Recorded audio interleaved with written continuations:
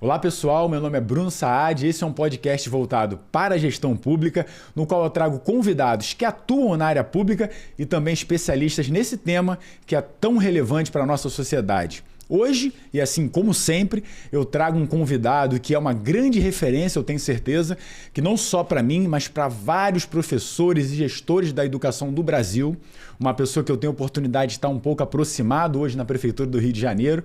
Eu tenho certeza que ele vai contribuir demais, enriquecer muito o conhecimento sobre educação para todos os nossos telespectadores. Eu vou ler aqui um pouquinho desse currículo, porque eu tive que dar uma sintetizada, porque é uma carreira realmente notória, brilhante, um cara que lidera inúmeras conquistas e processos, né? Faz parte de uma equipe muito vitoriosa que hoje está na Prefeitura do Rio de Janeiro. Ele é subsecretário na Secretaria Municipal de Educação, daqui na Prefeitura do Rio, pedagogo, é historiador, professor há 19 anos, né? Sendo 14 deles dedicados à gestão pública e educacional, tendo exercido funções de diretor de escola e coordenador regional de educação, o que hoje o torna a pessoa habilitada a ser o subsecretário de Educação.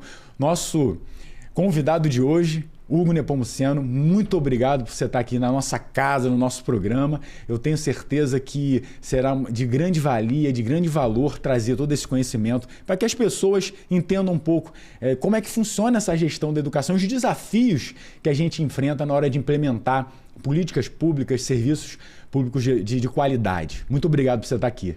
Bruno, uma honra estar aqui nesse teu programa, que eu já acompanho, né? Já vi outros convidados que passaram por aqui. Sentar nessa cadeira me orgulha muito, né? Para a gente falar de educação, falar dessa trajetória também aí que foi caminhada com muita gente bacana, muita gente boa e muita gente com senso de transformação, com compromisso com a esfera pública e que tem um sonho, né, de fazer com que esse país, de fato, seja um país que invista em educação e que faça com que melhores oportunidades sejam geradas para suas crianças, adolescentes e jovens a partir do que a educação pode promover na vida delas.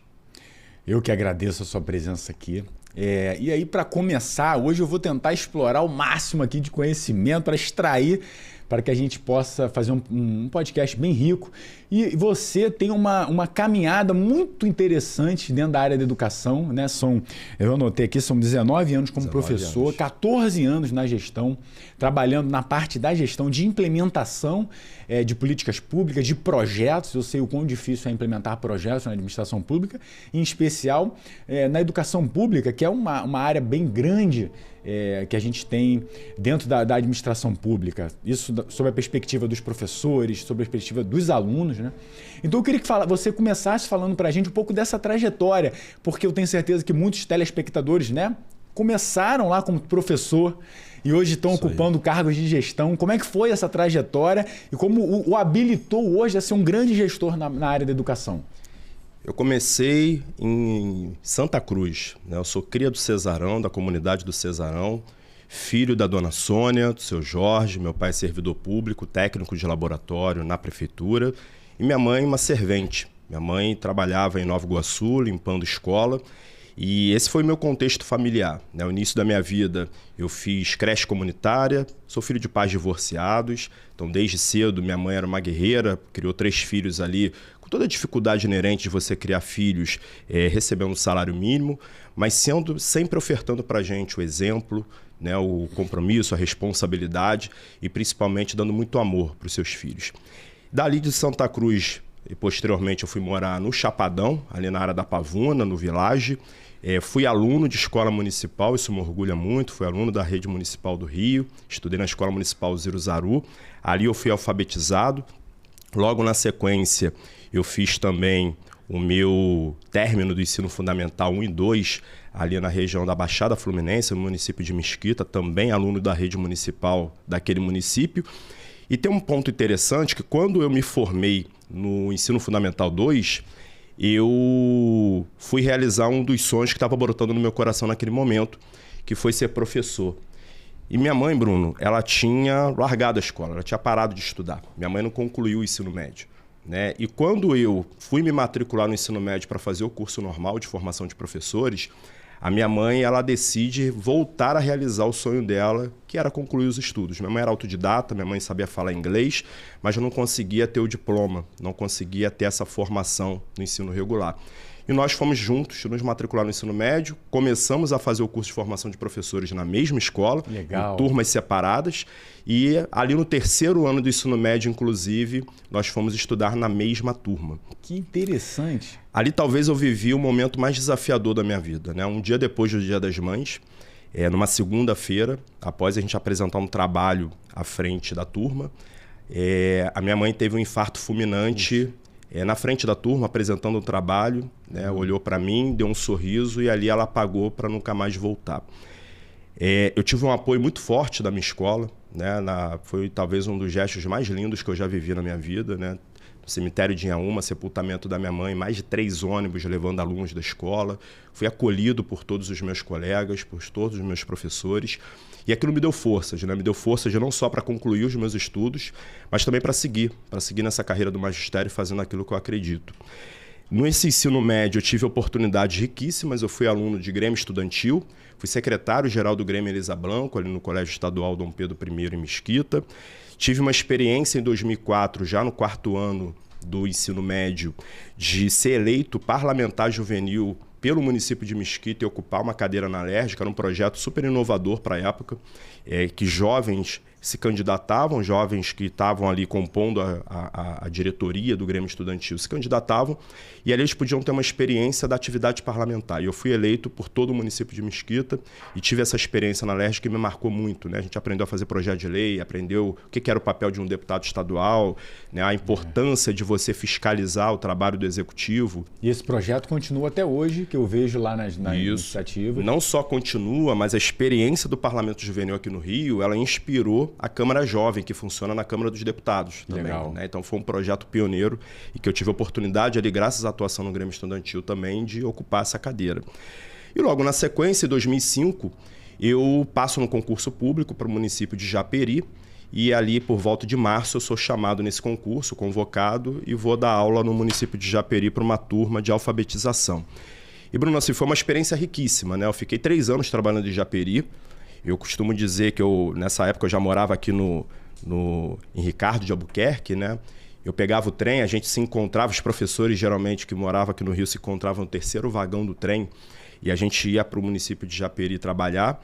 Eram 50 minutos de viagem de trem, mais 30 minutos caminhando até chegar à escola. Minha escola ficava próxima ali a um acampamento sem terra, ali no município. E ali eu encontrei crianças carinhosas, acolhedoras, ainda com uma pegada ali um pouco rural ali na parte do município que eu trabalhava.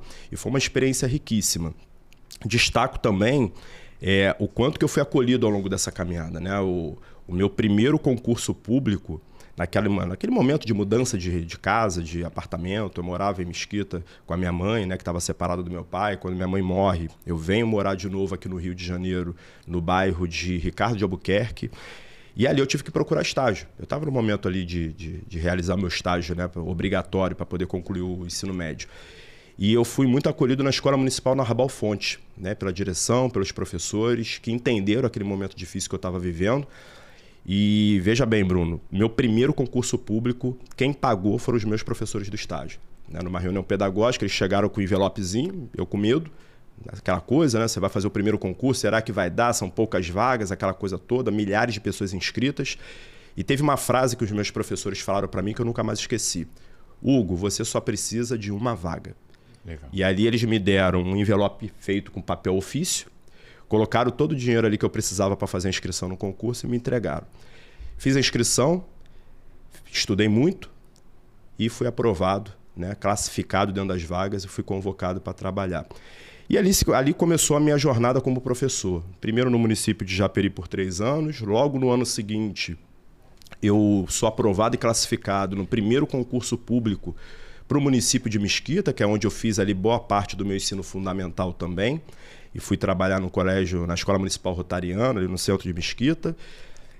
Dei aula por 1 mês em Nova Iguaçu, ainda em 2007. E em junho de 2007, eu sou convocado no concurso aqui para a Prefeitura do Rio de Janeiro e começo a minha trajetória aqui na maior rede da América Latina, aqui na cidade do Rio de Janeiro. Nesse período, né, eu já começo a trabalhar ali na região da Pavuna, na Escola Municipal Granjean de Montigny. Tenho uma trajetória logo no ano seguinte de passar para o segundo concurso aqui na Prefeitura do Rio. Começo a dar aula também em Costa Barros, então fiquei dividido entre as duas escolas até ali por volta de 2010. Nesse período também eu participava de conselhos representativos, né, do Conselho Escola-Comunidade, que é um órgão colegiado dentro das escolas para que a gente possa ter ali uma gestão mais participativa, democrática. Eu era o professor representante dos demais colegas que atuavam na unidade para fazer interlocução junto à direção da escola, junto aos pais e junto aos alunos. Em 2010, eu tive um convite nessa escola de Costa Barros para assumir a direção adjunta do CIEP Rubens Gomes. Costa Barros, para quem não sabe, é um bairro da cidade com o segundo menor IDH do Rio de Janeiro, que a gente tem muitos desafios ali ainda de escolarização de adultos que não tiveram oportunidade de concluir os seus estudos na época adequada.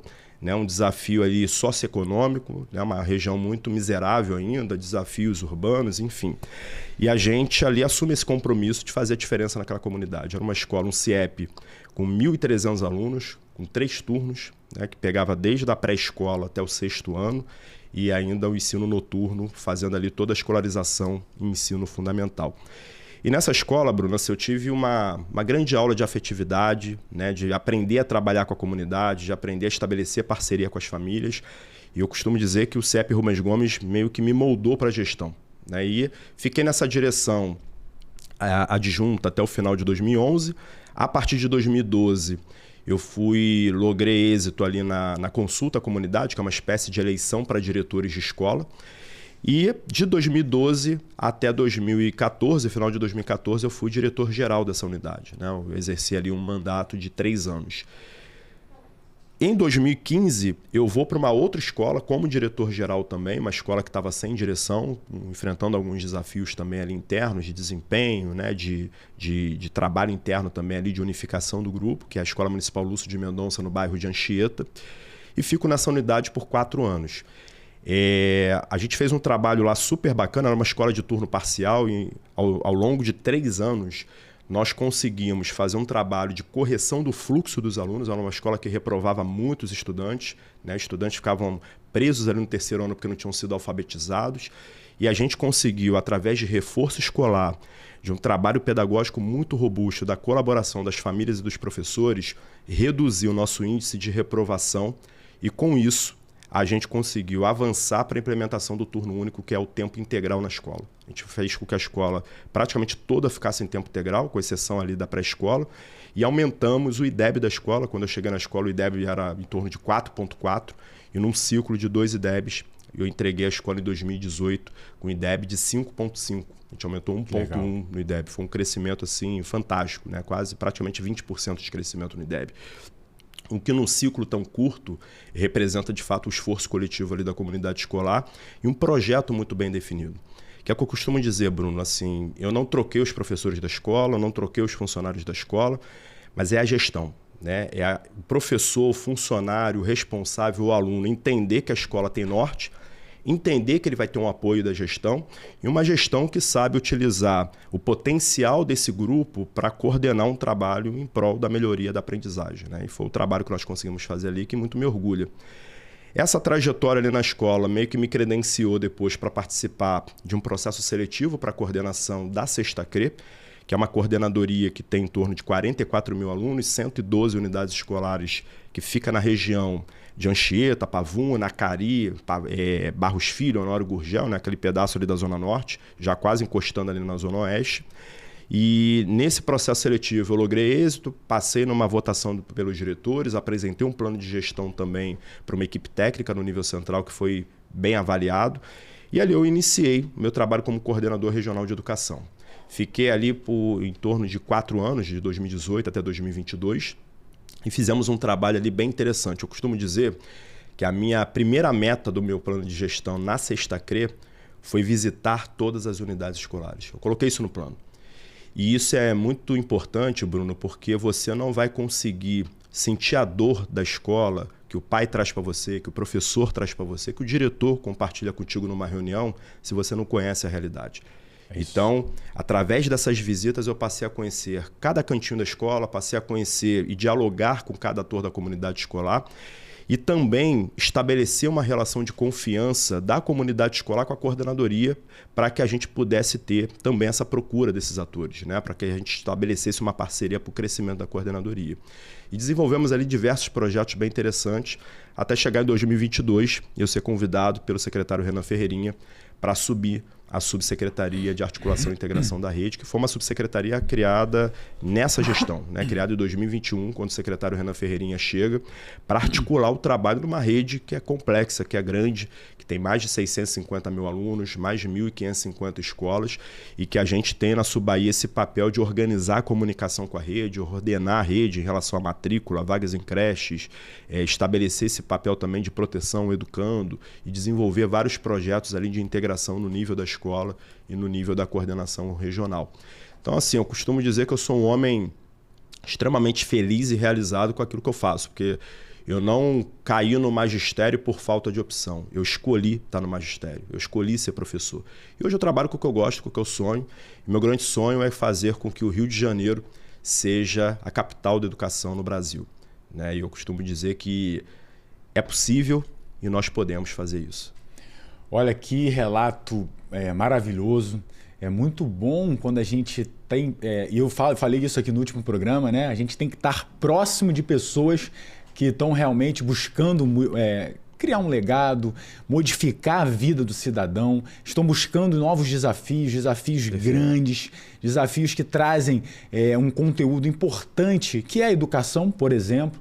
Então, é o que eu falei aqui no início do programa, uma grande referência e essa história, essa sua trajetória traduzem o comprometimento que a gente precisa ter enquanto agente público e essa vocação, essa vontade, essa querência de realmente todos os dias acordar, se preocupar em fazer o resultado, fazer o melhor, para que os resultados sejam sempre positivos.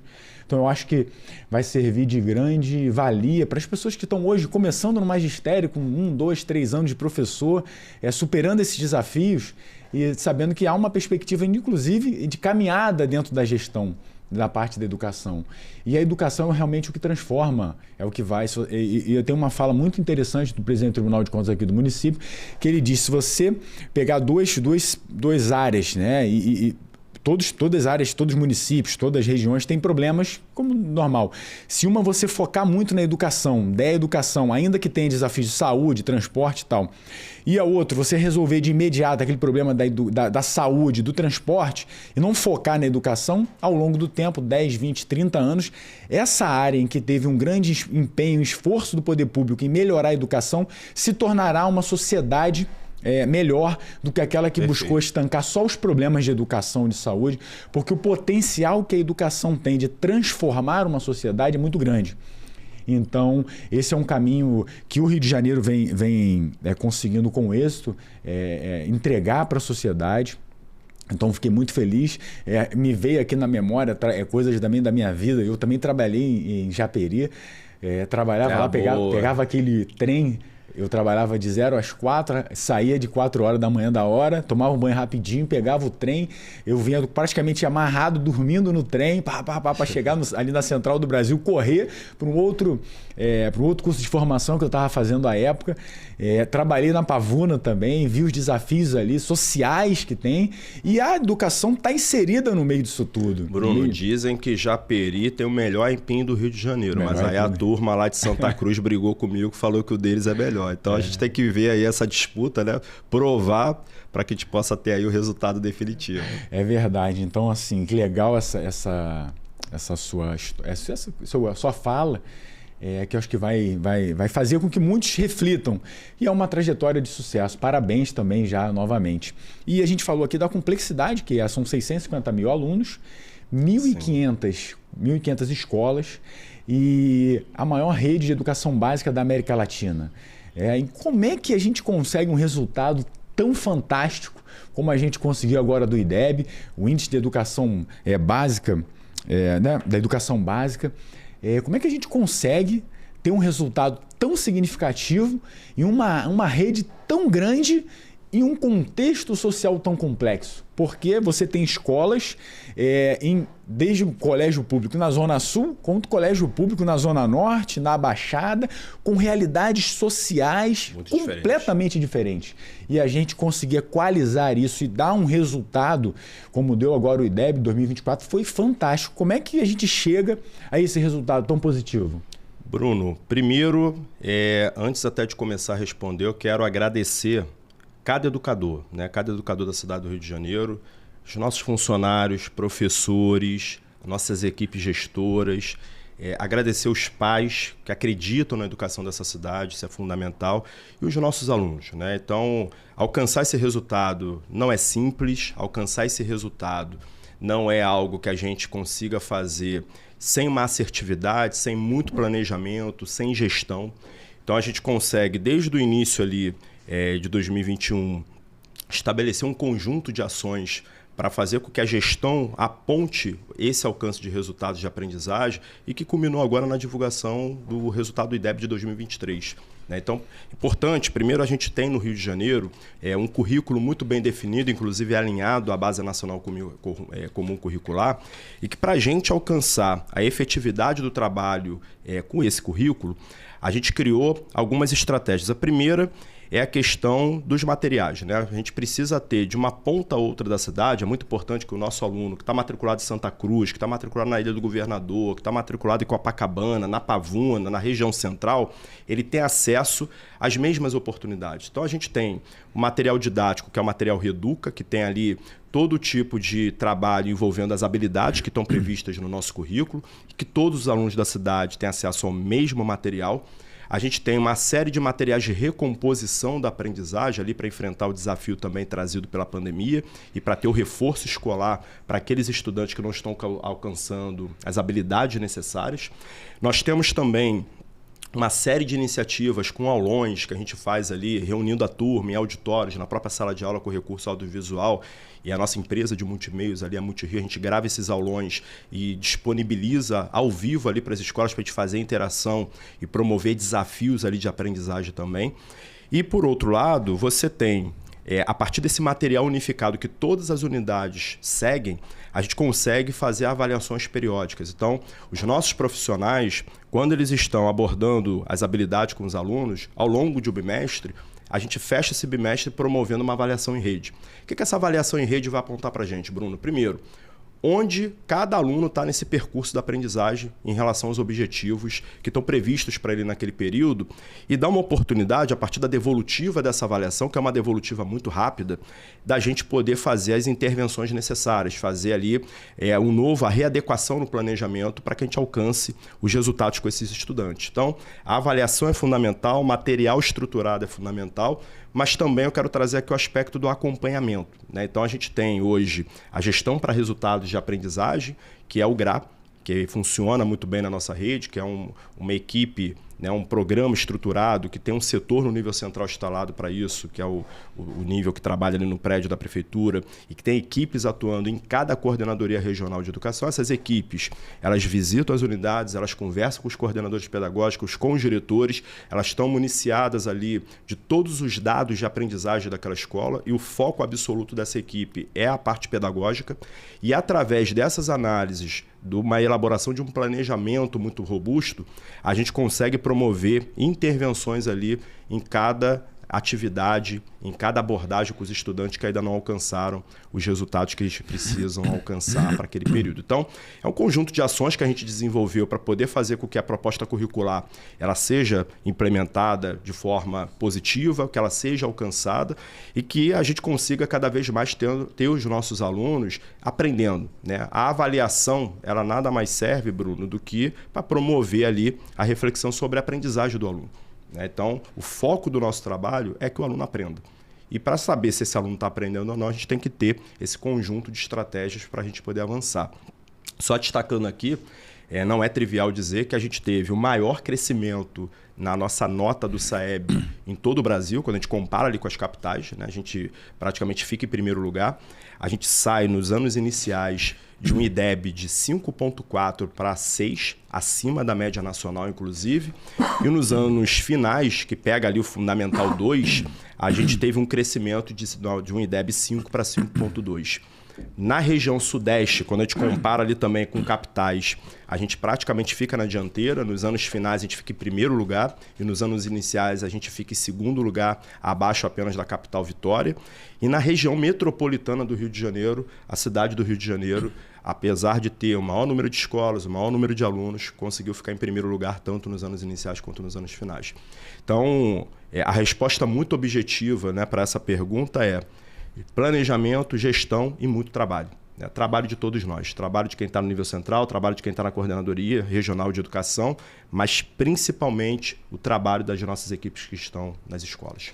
É muito importante essa sua fala, porque quando a gente trabalha com secretarias, com atividades específicas de entrega, como é o caso da educação, como é o caso, por exemplo, da saúde, do transporte, o cidadão, muitas vezes, ele só olha para a entrega final e não compreende a dificuldade que a gestão tem de todos esses desafios, de coordenar equipes, de ter uma escutativa, de definir uma estratégia. Eu falo isso muito quando dou, inclusive, treinamentos. É preciso, inicialmente, definir uma estratégia. Muitas vezes as pessoas partem de uma ideia, de uma vontade para execução.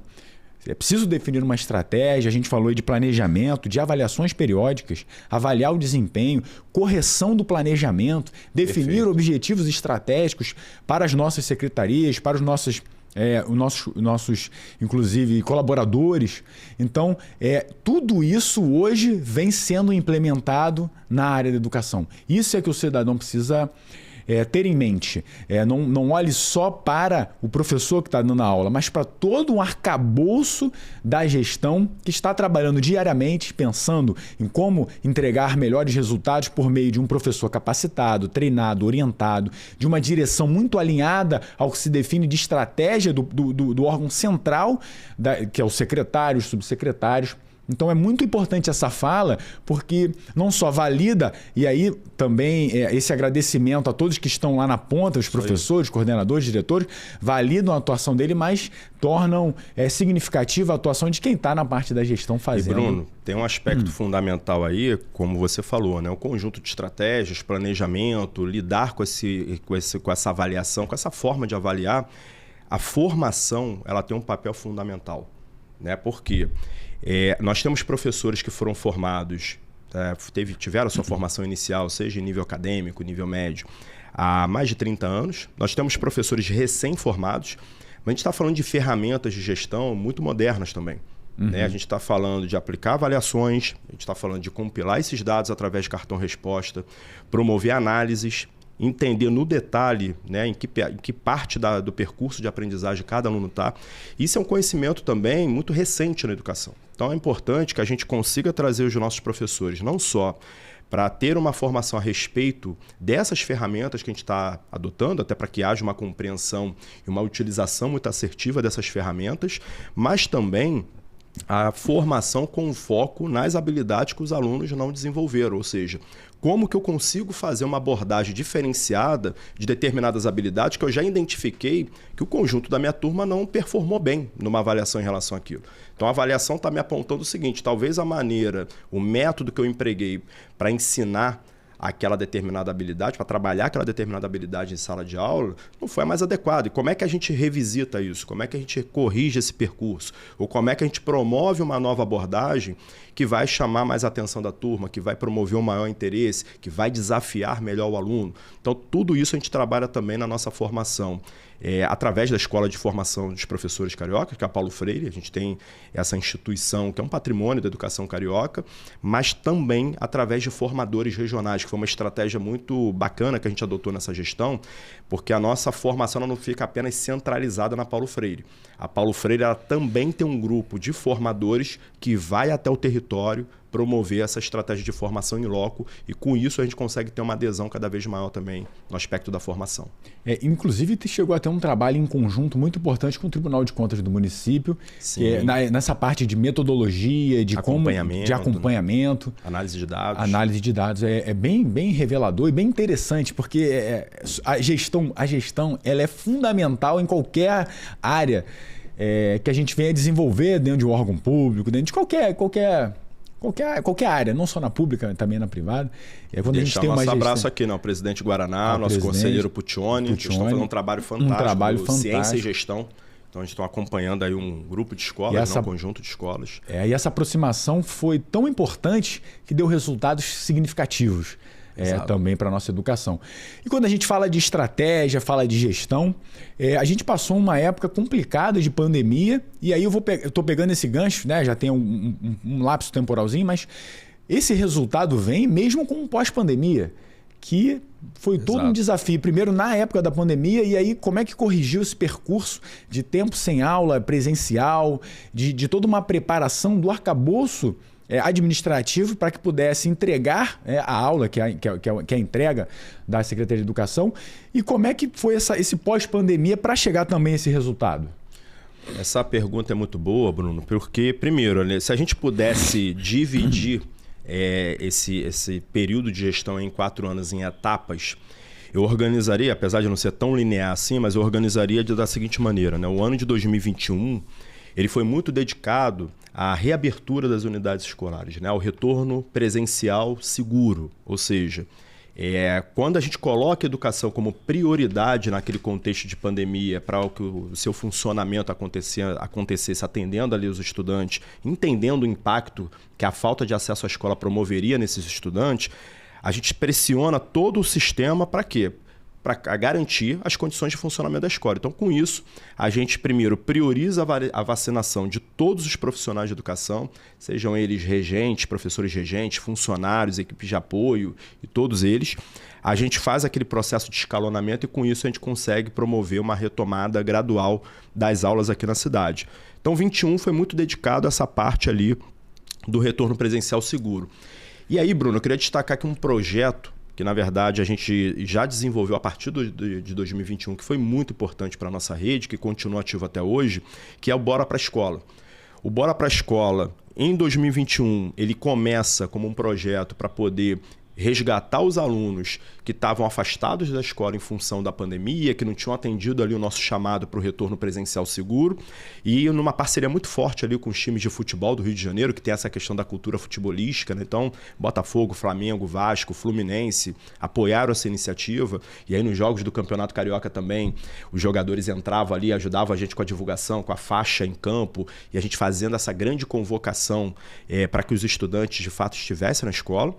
E aí, superado esse desafio do retorno presencial seguro, o programa Bora para a Escola ele ganha novos contornos a partir de 2022. Ou seja, eu já tenho esse aluno retornando para a escola, mas a gente quer qualificar esse retorno, né? A gente tem uma cultura muito perversa ainda no país de que faltar aula não tem nada demais, né?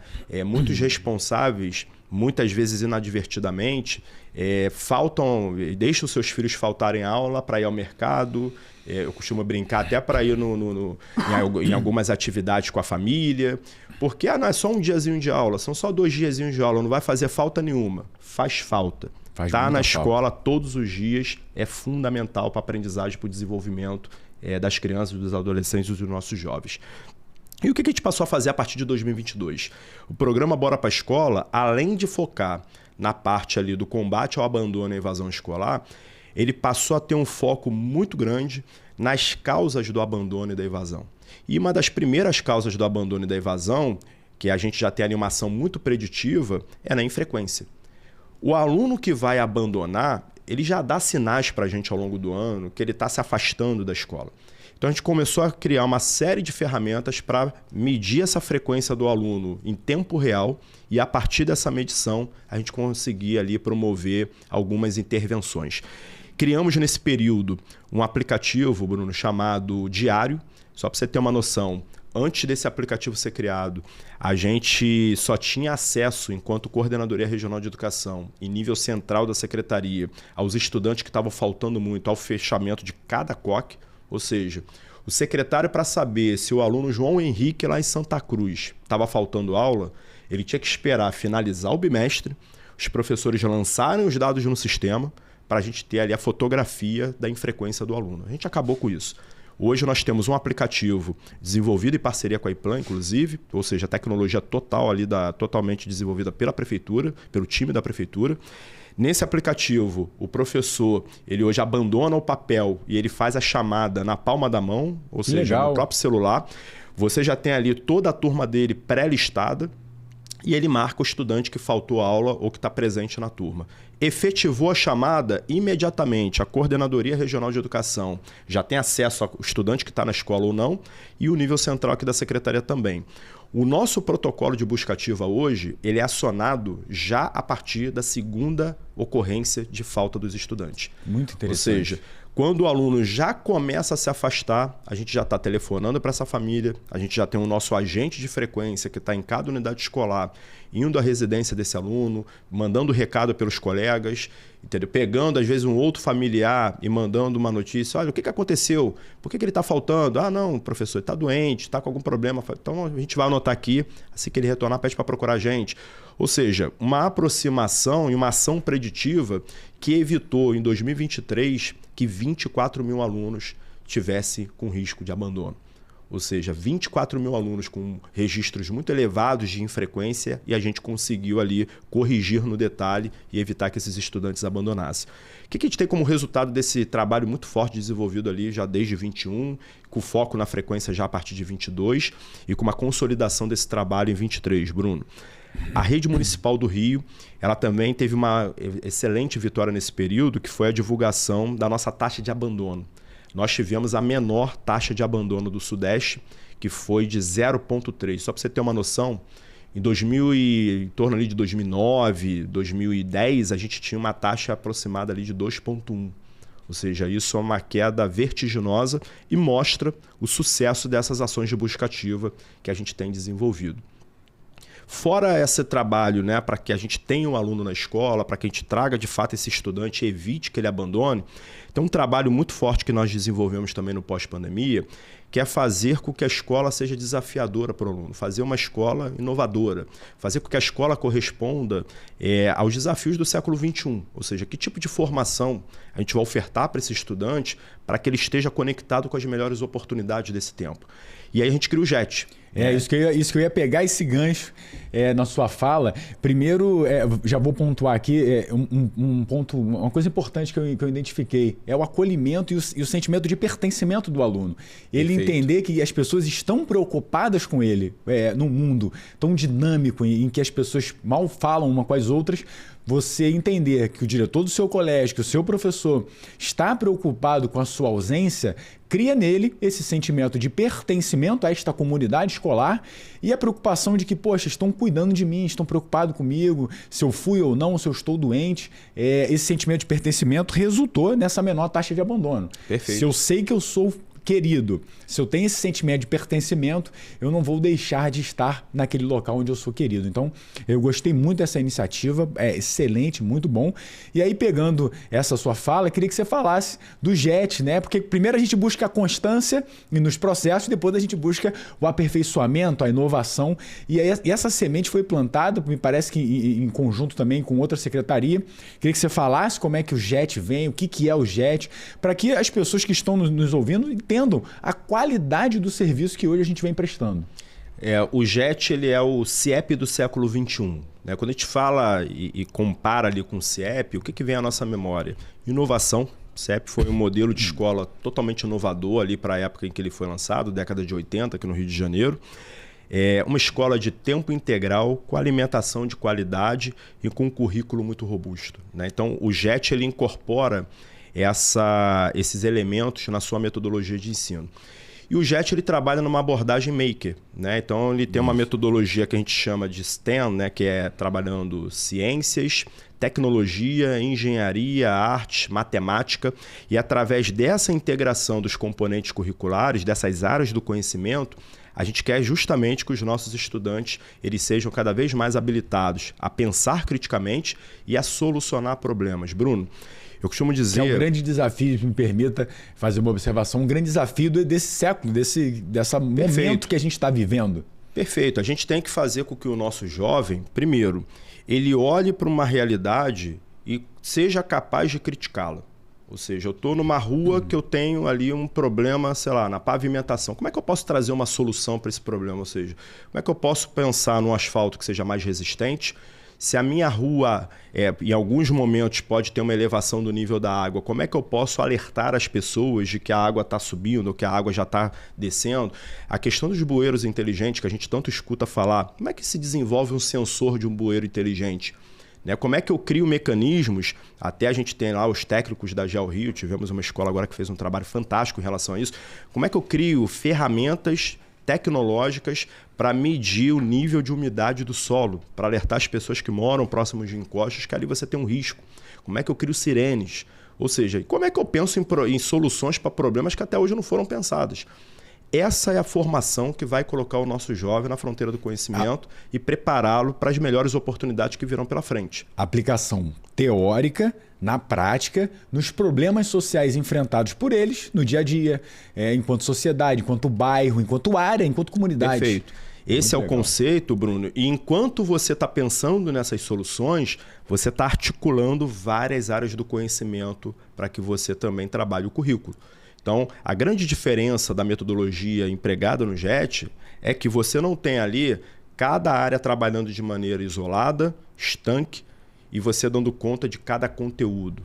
A abordagem lá é por projeto, a abordagem é por problemas. E através dos problemas vamos buscar soluções e vamos puxar de cada área o que eu posso usar de ferramental delas para construir essas soluções.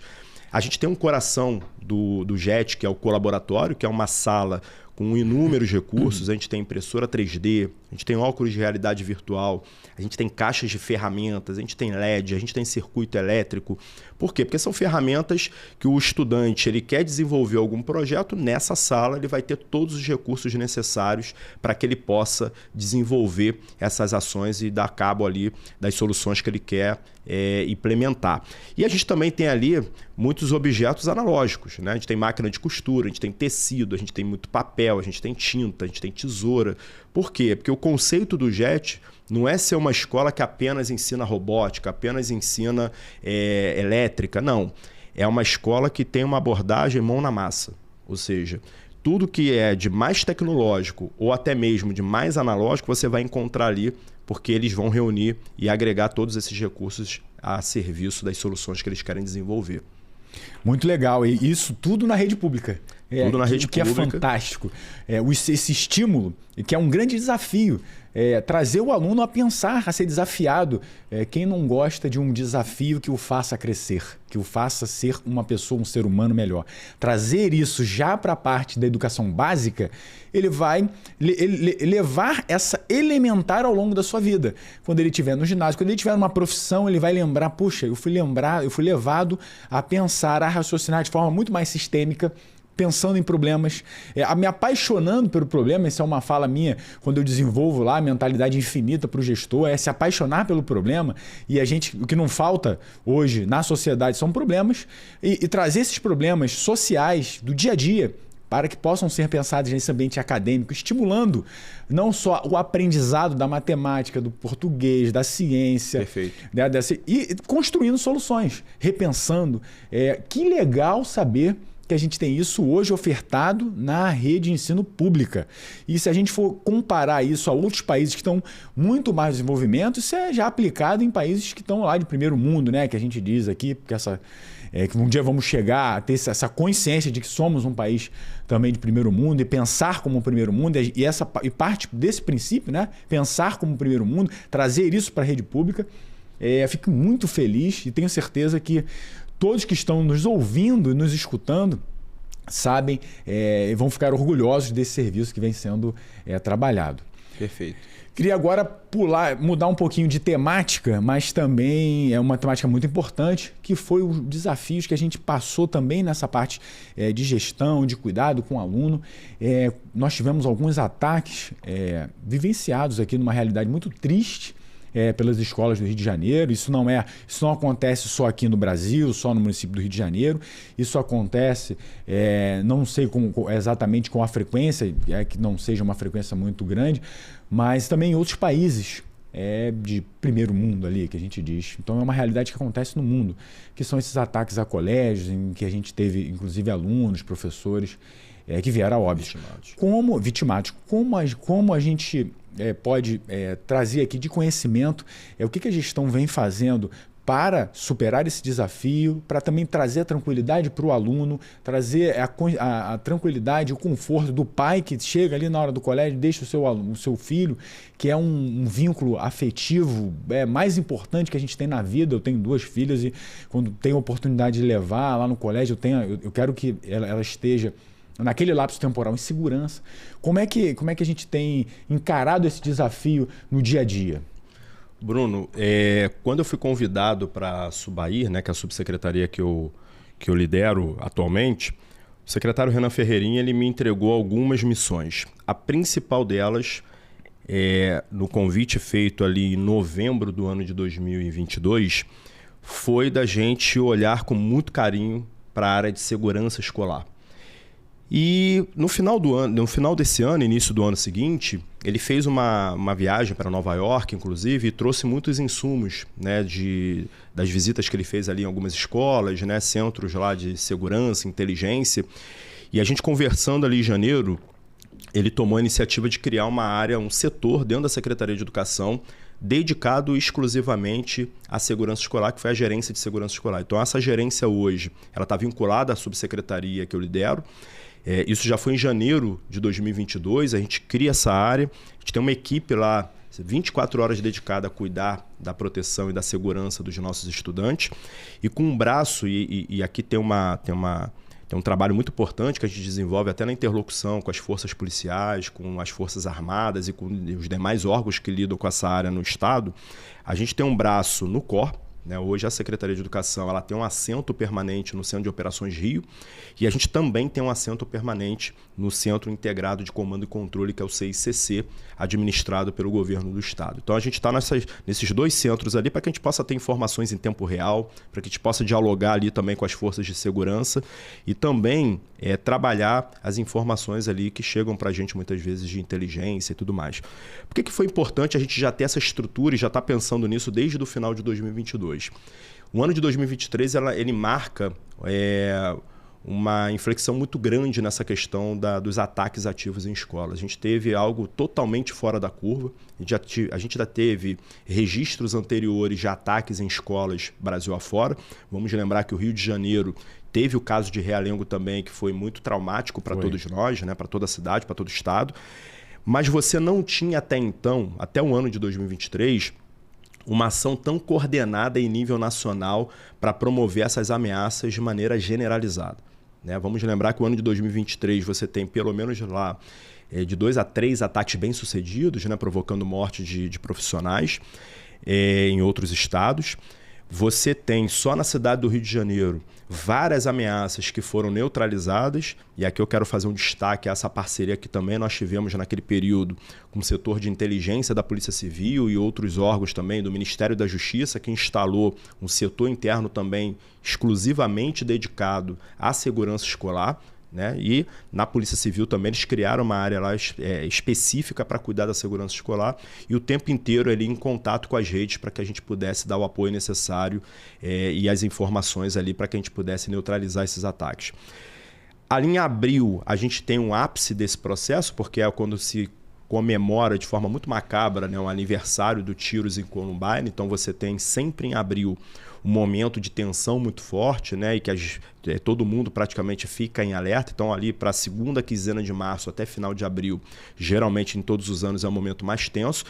E esses grupos meio que se articulavam mais na Dark Web, mas recentemente a gente tem observado uma articulação muito na internet comum. Twitter, Instagram, criando perfis ali muito obscuros, né? E combinando esses ataques. E aqui fica um alerta também, Bruno, inclusive aos responsáveis que estão nos ouvindo, procure saber o que o seu filho está fazendo na internet. Né? Essa coisa do adolescente estar trancado dentro do quarto por horas, navegando na internet, você não sabe o que ele está fazendo ali. Muitas vezes ele está sendo recrutado para ser um atacante ativo. É o momento. Vamos lembrar que essa fase da adolescência, essa fase da entrada ali na juventude, é uma fase de inquietações, de incertezas, de frustrações. E muitas vezes esse ambiente do que o jovem vive, que o adolescente vive, que a gente viveu nessa fase da vida, ela é um celeiro para que criminosos, para que esses atacantes venham recrutar, né, pessoas para fazer e empreender esses ataques em escolas e em outros espaços também. Né? Outra questão muito importante que a gente quer destacar aqui é a questão do bullying. Os estudos eles já comprovam também que muitos atacantes ativos têm uma preferência ali por ser recrutados porque estão sofrendo questões de bullying ou sofreram na sua infância, na sua adolescência, situações de bullying mal resolvidas. E por vezes esses jovens voltam nessas unidades onde eles sofreram aquilo, personificam a sua dor no outro e quer que os demais colegas que estão matriculados naquela escola, ou até crianças que já não eram nem da época dele de estudante, mas querem que essas pessoas sintam a mesma dor que ele sofreu matando-as. Né? Então, é muito importante estar muito atento, né? Atento ao que esse jovem está fazendo. Adolescente, jovem de casaco, né? Num período quente, tem que ter atenção, porque pode ser uma questão ali, um indicativo de automutilação, de sofrimento, e isso não é uma questão menor. Né? A gente tem que estar muito atento a isso. E por parte da secretaria, essa gerência de segurança, ela fez esse monitoramento constante, promoveu o lançamento de um aplicativo que a gente considerou ali um marco muito importante para a nossa rede, Bruno, que foi o Escola Segura. Né? Então a gente cria essa estratégia do aplicativo e hoje o Escola Segura ele se tornou um programa dentro da secretaria, que ele envolve o uso da ferramenta tecnológica para fazer o controle das notificações pelas escolas de cada ocorrência que tem ali ou uma ameaça ou que tenha ocorrido. Então nesse aplicativo você tem, além do botão de pânico, seja para ameaça com bomba ou ameaça com atacante ativo, com arma de fogo, arma branca, você também tem ali relatos, você pode notificar situações de briga entre estudantes, violência autoprovocada, ou seja, você encontrou na tua turma ou na tua escola um estudante que está se automutilando. Você notifica ali e imediatamente, a partir da notificação no aplicativo Escola Segura, a gente apoia aquela escola com o envio de uma equipe interdisciplinar de apoio à escola, que é o NIAP, que tem ali psicólogos, assistentes sociais, professores, para fazer um trabalho interdisciplinar, não só com aquele jovem, mas com a escola como um todo. Né? Então, através da notificação no aplicativo Escola Segura, a gente também recorre ao apoio dos demais órgãos que estão no Centro de Operações Rio, do CICC. Então, é uma ferramenta que conecta o gestor da escola muito rapidamente às equipes das regionais, à equipe da gerência de segurança escolar e também a todos os atores que podem promover a ajuda necessária para que a escola possa lidar e manejar determinado caso ali de violência, seja provocada dentro da própria escola ou até provocada contra ela. Né? Então, o aplicativo é uma ferramenta fundamental para isso. E na sequência, nós desenvolvemos também um manual, que é um protocolo de prevenção, proteção e segurança escolar, que é fundamental para orientar as equipes das escolas com o manejo de diversas situações que podem acontecer. Então, esse é um produto que tem lá desde o tipo de ameaça até um fluxograma do passo a passo que você tem que lidar diante de um risco como aquele. Então, você tem um atacante ativo entrando na tua escola. Como é que você tem que proceder? Procurar o local mais seguro, tentar fazer uma barricada na porta, enfim, várias orientações que a gente coloca enquanto a ajuda está chegando ali para poder socorrer aquelas pessoas. Parece ser muito duro, Bruno, a gente tratar sobre isso, mas é importante a gente instalar na nossa cidade uma cultura do treinamento, uma cultura da prevenção. Né? A gente está falando aqui de como a gente quer se antecipar a esses problemas, evidentemente, né? Tendo projetos para combater bullying, tendo projetos para fazer com que nenhum jovem, nenhum adolescente, nenhuma criança se sinta isolada, tendo projetos também para proteger crianças que estão passando por situações de violência junto às suas famílias ou até mesmo por outros ali na sua localidade.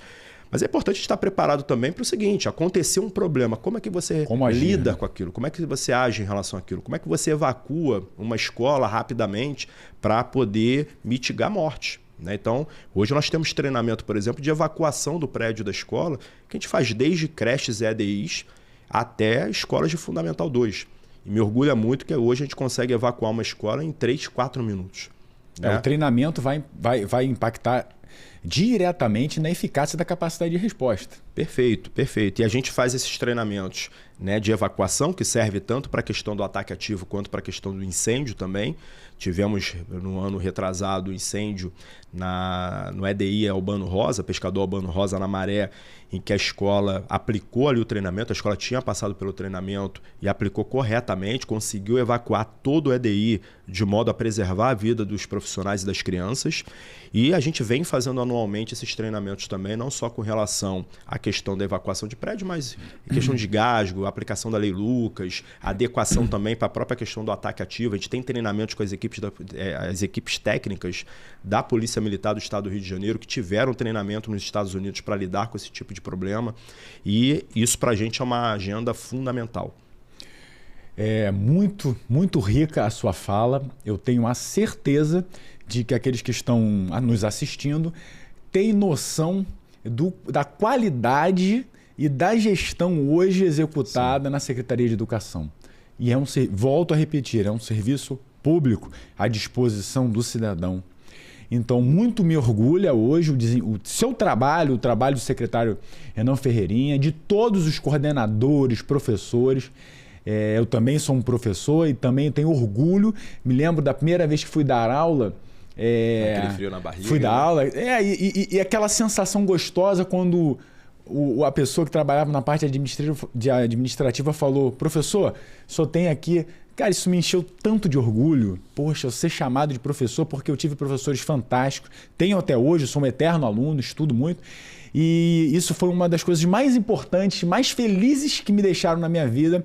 Foi quando ele falou: professor, o senhor pode vir por aqui. Isso me deixou muito orgulhoso. E o orgulho de ser professor num país... eu também tive pais que não chegaram a completar nem o 2º grau. Eu vim também sou cria lá da Zona Norte do Rio de Janeiro. Andava de trem, ralei muito para hoje a gente ter essa condição que a gente tem de vida, que a gente busca dar para os nossos filhos, alertando da importância da educação na formação dele enquanto indivíduo. E a gente vê a preocupação que a Secretaria tem hoje de agregar todo esse valor que a educação tem, contribuindo com a aquisição de habilidades, de conhecimento, do conhecimento, do pensamento sistêmico, trazendo os problemas sociais para auxiliar na aprendizagem. Então, eu estou muito, muito, muito feliz com a sua fala, muito feliz com a sua vinda. O tempo realmente voa. A gente está ali no finalzinho, a gente poderia ficar aqui umas 2, 3 horas. E já fica o convite para que você possa retornar aqui para a gente falar um pouco mais sobre tudo que tem sido feito. Eu queria que você deixasse uma mensagem final, desculpa, do que esperar da educação. Qual é a visão de futuro que a Secretaria hoje tem? O que o nosso cidadão, o que as pessoas que hoje trabalham nessa área podem esperar? E deixar a sua mensagem final também em agradecimento. Minha mensagem é de gratidão, gratidão por essa cidade que apoia a educação, que acredita no poder da educação para transformar a nossa realidade.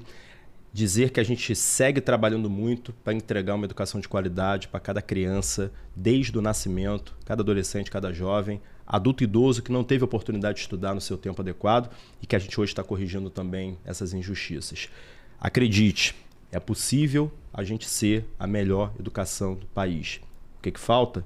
A gente sempre acreditar, trabalhar muito, ter planejamento, ter gestão e ter gente que abraça essa causa e que se entrega com muita paixão e com muito amor.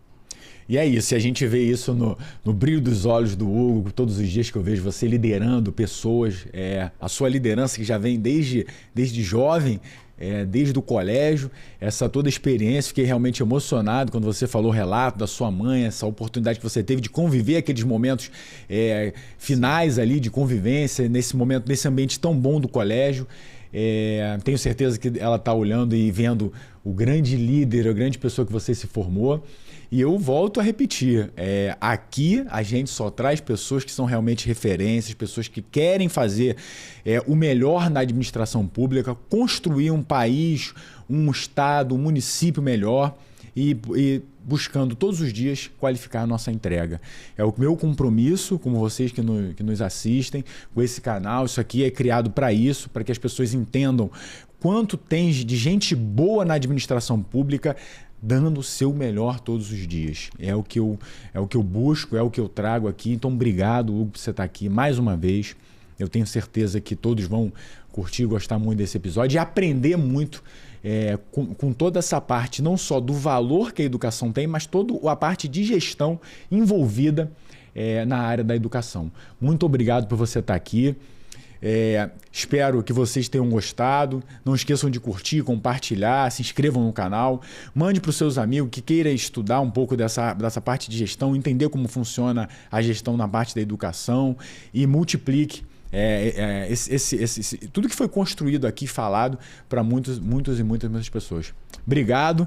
Obrigado, Bruno. O caminho se faz caminhando, sempre. É isso. E se unindo, se juntando, estando próximo de pessoas que realmente querem fazer a coisa acontecer. Obrigado. Sigamos sempre firmes, sempre em frente e com fé em Deus que a gente vai chegar lá e construir uma administração pública cada vez melhor. Obrigado. Um beijo no coração.